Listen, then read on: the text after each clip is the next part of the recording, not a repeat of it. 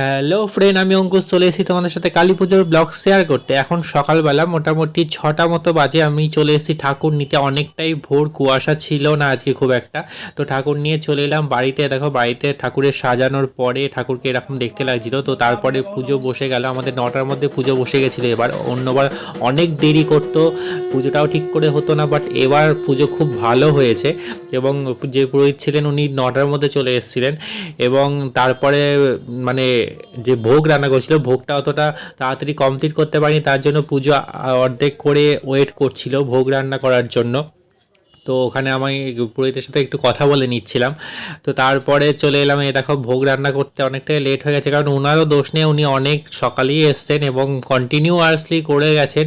অনেকগুলো পদ থাকে, তো একটু 12টার মধ্যে নামানোটা খুব চাপের হয়ে যায়। 12টার সময় ভোগ নিবেদন করার কথা ছিল। তো যাই হোক, তারপরে উনি একটু সময় পেলেন, ভাবলেন যে